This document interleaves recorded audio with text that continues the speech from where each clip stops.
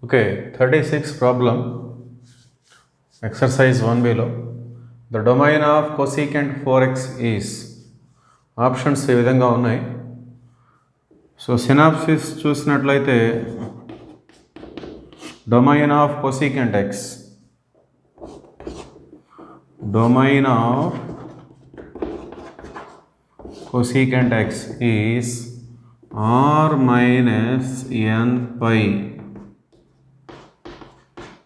n belongs to z. So domain of cosecant x అనేది ఈ విధంగా డిఫైన్ చేయబడింది. అంటే దీని అర్థం ఏంటంటే x అనేది n పైలలో ఉన్నప్పుడు మన ఫంక్షన్ అనేది డిఫైన్ చేయబడదు. So domain of cosecant x అంటే cosecant x అనేది డిఫైన్ చేయబడాలి అంటే x అనేది n పై కాకూడదు. That means x not equal to n pi. Okay, n belongs to z. So x అనేది ఇలాంటి వాల్యూస్కి డిఫైన్ చేయబడుతుంది మన cosecant x అనేది. సో cosecant x డిఫైన్ చేయబడాలి అంటే xకి ఇలాంటి వాల్యూస్ మనం తీసుకోకూడదు. సో ఇవి తీసుకోకూడదు కాబట్టి డొమైన్ రాసేటప్పుడు ఏం చేస్తామంటే ఇవి కాకుండా మిగతా అన్నీ తీసుకోవచ్చు. దట్ మీన్స్ మిగతా అంటే టోటల్ రియల్ నెంబర్స్లో నుండి వీటిని మైనస్ చేస్తే వచ్చేవి మిగతావన్నీ కూడా. So finally this is the domain of cosecant x. ఇదే కాన్సెప్ట్ని ఇక్కడ మనం cosecant 4xకి అప్లై చేయాలి.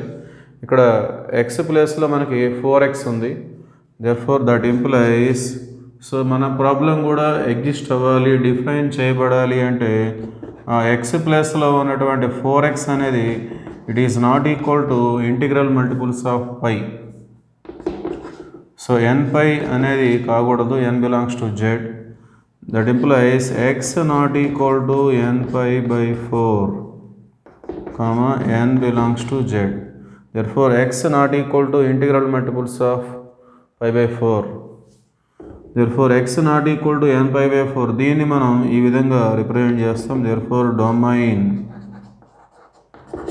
సో ఇలాంటి వాల్యూస్ మనం తీసుకోకూడదు కాబట్టి, సో ఇవి కాకుండా మిగతావన్నీ మనం తీసుకోవచ్చు కాబట్టి ఆ మిగతావన్నీ అనే దానికి అర్థం ఏంటంటే therefore domain is equal to real నెంబర్స్లో నుండి ఏవైతే తీసుకోకూడదో వాటిని మనం మైనస్ చేసి చూపిస్తాం. therefore r minus n pi by 4, comma n belongs to z. So this is the domain of cosecant 4x. Therefore option 3 is the right answer. Right up?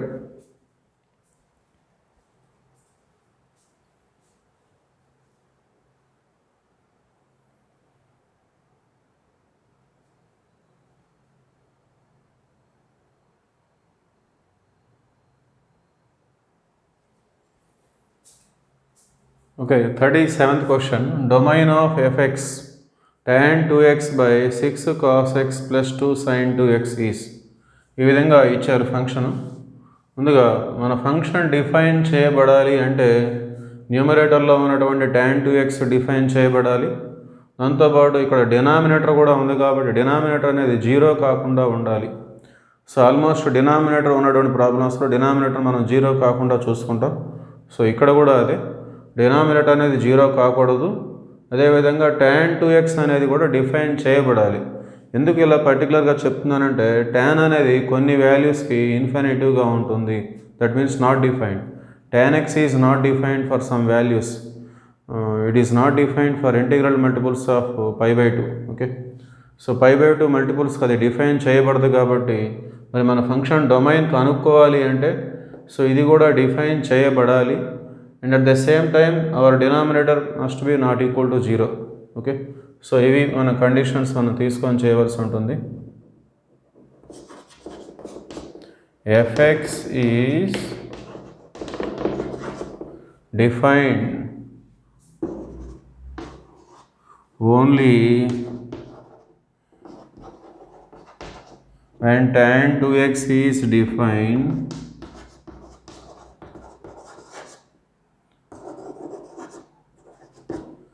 and at the same time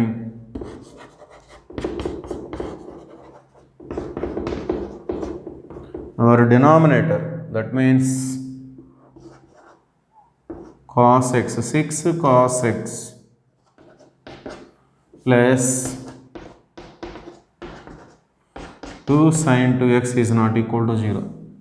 so ఈ రెండు conditions satisfy అయితేనే మన function అనేది define చేయబడుతుంది. Okay, so ముందుగా మనం tan 2x అనేది ఎప్పుడు డిఫైన్ అవుతుందో చూద్దాం. మనం since domain of tan x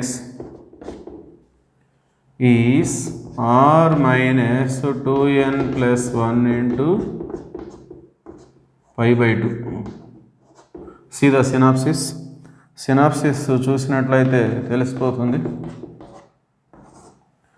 domain of tan x అనేది r minus 2n plus 1 into pi by 2.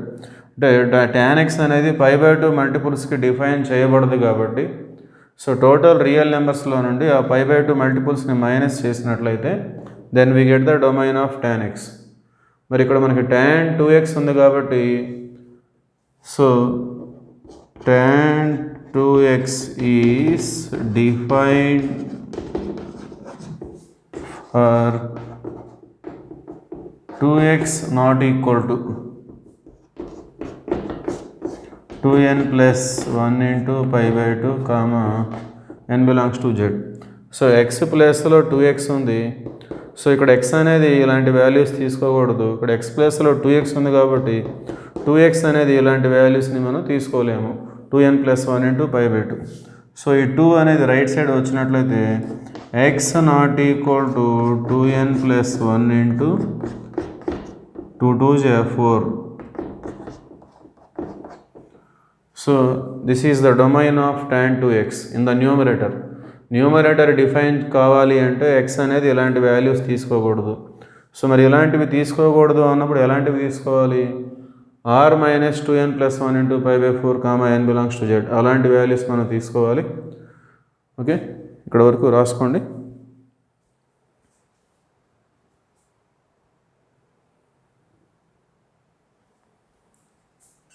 Okay, next denominator 6 cos x plus 2 sin 2x is not equal to 0. 6 cos x plus 2 into sin 2x means 2 sin x cos x. Multiple formula that. So టోటల్గా 6 cos x plus 2 2 4 sin cos. So ఇందులో మనకి 2 cos ఇంతవరకు మనకి common వస్తుంది. So remaining 2 3 here cos అనేది బయటకు వచ్చేసింది, 2 బయటకు వచ్చేసింది. Remaining 2 sin x is not equal to 0. So ఈ 2 జీరోలోకి వెళ్ళిపోతుంది. therefore cos x not equal to 0. ఈ రెండు ఇంటూలో ఉన్నాయి కాబట్టి ఇందులో ఏ ఒకటైనా మనం దీనిగా తీసుకోవచ్చు. 3 plus 2 sin x is not equal to 0. So ఇక్కడ చూసినట్లయితే 2 sin x is not equal to -3. That implies sin x is not equal to -3/2. 2 right side వస్తే -3/2 వస్తుంది. సో మనకు తెలుసు డొమైన్ ఆఫ్ sin x అనేది -1 నుండి +1 వరకు ఉంటుంది. sin x యొక్క రేంజ్ అనేది. సో మనకి ఇక్కడ -1.5 అని వచ్చింది. therefore ఇట్ ఈస్ నాట్, దీన్ని మనం వదిలేయచ్చు. సో sin x అనేది -1 నుండి +1 వరకు మాత్రమే ఉంటుంది. మనకి ఇక్కడ -1.5 కాదు అని వచ్చింది. సో ఇది మన యొక్క డొమైన్కి మనకి ఉపయోగపడదు. సో రిమైనింగ్ ఇది cos x not equal to 0. So cos x అనేది ఎప్పుడు 0 కాదు అంటే, ఎప్పుడు 0 అవుతుందంటే ఇంటిగ్రల్ మల్టిపుల్స్ ఆఫ్ π/2కి 0 అవుతుంది. ఓకే, సో మరి అలాంటి వాల్యూస్ తీసుకోకూడదు అంటే x not equal to 2n plus 1 into π/2 comma n belongs to z. So cos x అనేది 0 కాకూడదు. అలా అయితేనే మన ఫంక్షన్ డిఫైన్ చేయబడుతుంది. సో cos x అనేది ఎప్పుడు 0 కాదు. ఎప్పుడు 0 అవుతుందంటే ఇలాంటి వాల్యూస్కి 0 అవుతుంది. cos 90 0, cos 270 0, cos 5 pi by 2 0, cos 7 pi by 2 0. So cos is 0 for integral multiples of pi by 2. Therefore we cannot take that values. అట్లాంటి వాల్యూస్ మనం తీసుకోలేము కాబట్టి so x not equal to 2n plus 1 into pi by 2 comma n belongs to z. Okay, so tan 2xకి సంబంధించి మనం 2n plus 1 into pi by 4 అని వచ్చింది, x not equal to cos xకి సంబంధించి 2n plus 1 into pi by 2 వచ్చింది. So ఈ రెండింటిని మనం తీసుకోకూడదు కాబట్టి మన డొమైన్ కావాలి అంటే మనం టోటల్ రియల్ నెంబర్స్లో నుండి కాస్ వాల్యూస్ని లేదా మన tan వాల్యూస్ని మైనస్ చేయాలి. therefore option 3 is the right answer. This is the final domain of our function. Okay, right down.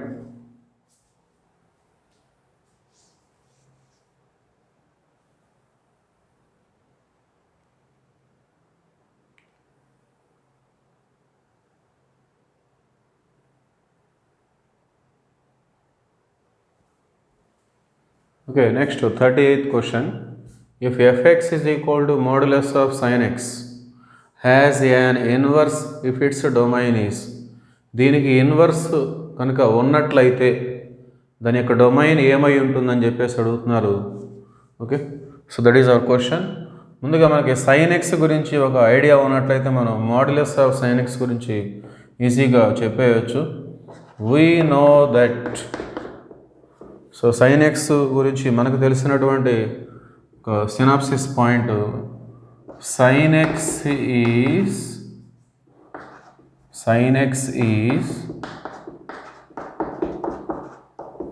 bisective function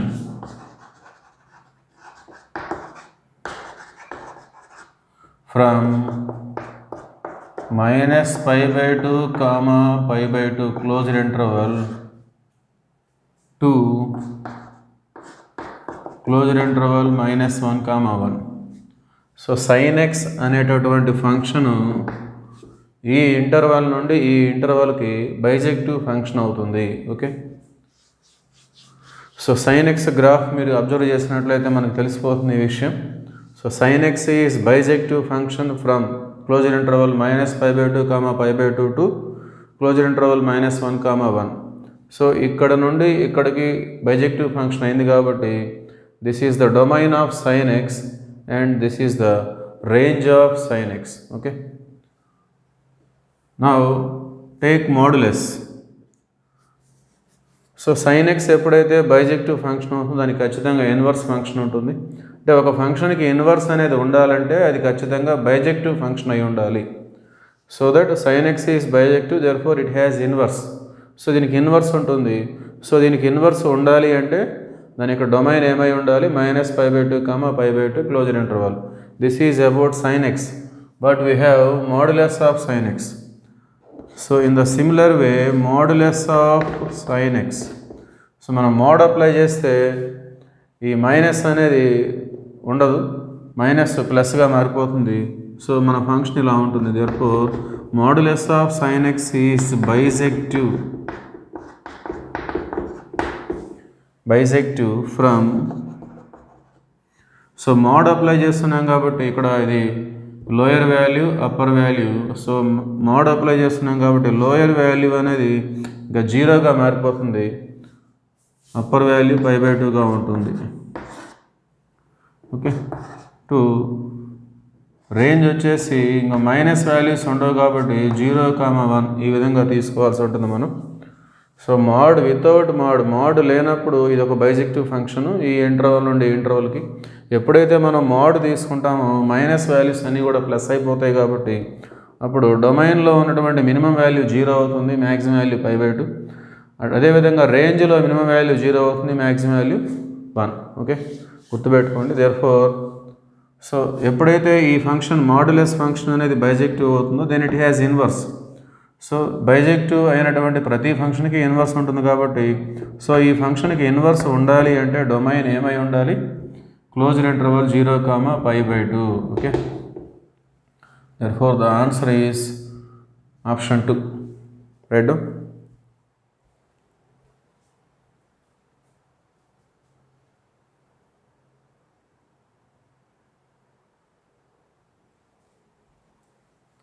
Okay, 39th problem. Domain of fx is equal to 1 by modulus of sin x plus sin x is. So domain function ఈ విధంగా ఉంది. Solution if n belongs to z. So మన function అంతా కూడా డినామినేటర్లో ఉంది కాబట్టి denominator అనేది zero కాకుండా ఉండాలి.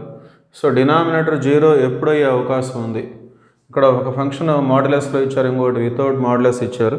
ముందుగా ఫంక్షన్ ఏ విధంగా మారుతుందనేది మనం చెక్ చేసుకోవాలి.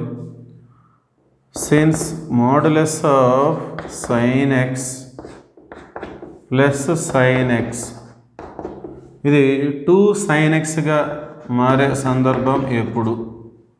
అలానే సో ముందుగా 2 sin x అనేది ఎప్పుడు వస్తుందో మనం చూద్దాం. అంటే మాడ్యులస్ ఆఫ్ sin x అనేది ప్లస్ sin x అయితే plus sin x plus sin x 2 sin x. So it is possible for 2n pi less than x less than 2n plus 1 into pi. Okay, so sin x అనేది x అనేది ఈ వాల్యూస్కి మధ్యలో ఉన్నప్పుడు మనకి sin x అనేది పాజిటివ్గా వస్తుంది. So పాజిటివ్గా వచ్చినప్పుడు మనం sin x plus sin x మనం 2 sin xగా రాసుకోవచ్చు. ఈ వాల్యూస్ కానప్పుడు అదర్వైజ్, ఈ వాల్యూస్ కావట్లేదు అంటే అదర్వైజ్ అంటే integral multiples of π/2. So π/2 multiples అలాంటివి మనం తీసుకున్నప్పుడు మనకి మాడ్యులస్ ఆఫ్ sin x అనేది మైనస్ sin x వచ్చే అవకాశం ఉంది. అప్పుడు మైనస్ sin x వచ్చినప్పుడు minus sin x plus sin x అనేది జీరో అయ్యే అవకాశం ఉంది. కాబట్టి మనం సో అదర్వైజ్ అని రాసేస్తున్నాం మనం. సో ఇది 2 sin x కావాలి అంటే x అనేది 2n ప్లస్ 1 ఇంటూ పైకి మధ్యలో ఉండాలి. ఎందుకు మధ్యలోనే ఉండాలంటే పై ఇలాంటి వాల్యూస్కి it is zero for integral multiples of pi అనే వాల్యూస్కి మన sin x అనేది జీరో వస్తుంది. అందువల్ల 2n పైకి 2n ప్లస్ 1 ఇంటూ పైకి మధ్యలో మాత్రమే ఉండాలి ఇది డిఫైన్ కావాలి అంటే. సో ఈ విధంగా మనం ఈ ఫంక్షన్ని రెండు రకాలుగా డిఫైన్ చేయొచ్చు. Modulus of sin x plus sin x is equal to 2 sin x if x lies between 2n pi and 2n plus 1 into pi or zero otherwise అంటే ఇంటిగ్రల్ మల్టిపుల్స్ ఆఫ్ π/2 అలాంటివి వచ్చినప్పుడు మనకి ఇది జీరో అయ్యే అవకాశం ఉంటుంది. So మన function అంతా కూడా డినామినేటర్లో ఉంది కాబట్టి మరి డినామినేటర్లో జీరో రాకూడదు కాబట్టి జీరో రాకపోతేనే మన ఫంక్షన్ డిఫైన్ చేయబడుతుంది కాబట్టి సో ఈ వాల్యూ అనేది జీరో కాకూడదు. Since 2 sin x is not equal to zero. If it is zero our function is not defined because it is in denominator. So ఇది జీరో కాకూడదు. ఇది జీరో కాకూడదు అంటే then x must be lies between then 2n pi then x belongs to 2n pi comma 2n plus 1 into pi. Okay, therefore domain అనేది union n belongs to z 2n pi comma 2n plus 1 into pi ఈ విధంగా తీసుకోవడం జరుగుతూ ఉంది. So మళ్ళీ ఒకసారి గుర్తుపెట్టుకోండి, ఇది 2 sin x అవుతుంది ఎప్పుడంటే x అనేది వీటి మధ్యలో ఉన్నప్పుడు. పర్టికులర్గా పై వాల్యూస్ అలాంటివి తీసుకుంటే మనకి ఇది జీరో అయ్యే అవకాశం ఉంది. సో ఇది జీరో కాకూడదు కాబట్టి x అనేది వీటి మధ్యలోనే ఉండాలి.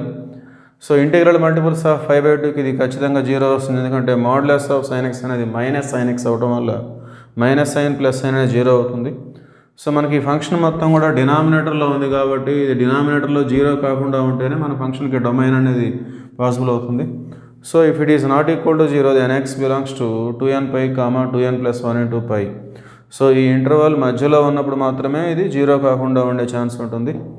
ఒకవేళ ఈ వాల్యూస్ కనుక తీసుకున్నట్లయితే 2n pi or 2n plus 1 into pi it is also zero.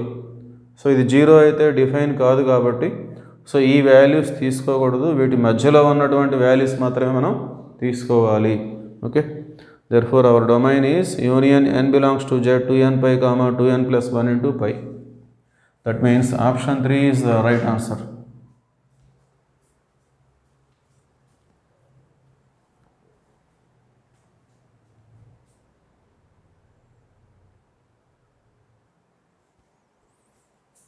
Okay 40th problem domain of sine inverse X.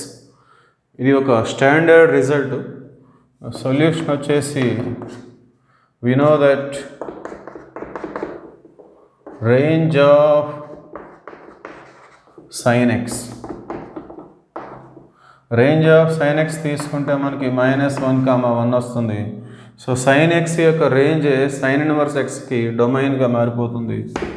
therefore domain of sin inverse x is -1, 1. So ఇది ఒక స్టాండర్డ్ రిజల్ట్, పర్టికులర్గా ప్రూఫ్ అంటూ అవసరం లేదు. So మనం సినాప్సిస్ని study చేసినట్లయితే దీన్ని మనం ఈజీగా ఆన్సర్ చేయొచ్చు. Okay, right down.